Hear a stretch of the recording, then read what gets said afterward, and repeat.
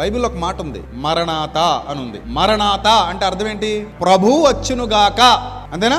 ఇప్పుడు మనం అంటే జరిగిపోద్ది అంటే ఎంతమంది అంటారు? నువ్వు రెడీగా ఉన్నావా ఆయన ఫేస్ చేయడానికి? ఈరోజు పెళ్ళి ఉందండి, ఏరా నాన్న ఈరోజు ఎందుకు ఆరాధనకు రాలేదు? పెళ్ళండి బాబు, పెళ్లిలో ఉండగా ప్రభు వచ్చేయాలి. మరొకడు సంఘానికి వస్తూ ఉంటాడు, నైట్ గురిచర్మం కప్పుకున్న తోడేళ్ళగా ముఖం మారిపోతుంటది, బార్కి వెళ్ళిపోతాడు, అప్పుడు వచ్చేయాలి ప్రభు. నువ్వు బార్లో ఉండగా ప్రభు వచ్చేయాలి, దరిద్రం వదిలిపోద్ది. తప్పుడు కార్యంలో దిగంబరులుగా నీతి మాలిన పనులు చేస్తూ కనబడుతూ ఉండగా అప్పుడు వచ్చేసాడు అనుకోండి ప్రభు, మరణాత అంటావా? నీకు విషయం చెప్పనా, ఆయన మాట పక్కన పెడితే నీ లోపలే మినికి మంటుంది ఒకటి ఉంది, అది ఛార్జింగ్ అయిపోతుంది. ఆయన వచ్చేయడం ఏదో పెద్ద ప్రమాదం అనుకున్నాం, ఆయన వస్తే ఏదో ప్రమాదం, అందుకే మరణాత నేను అనలేను బాబోయ్. ఇప్పుడు మరణాత అంటే వచ్చి కూర్చుంటే నేనట్ట సిద్ధంగా లేను కదా, ఎలా వెళ్తాను నేను ఒకవేళ అనుకుంటే దానికంటే ప్రమాదకరమైంది నీలో నాలో ఒకటి మినికి మంటోంది.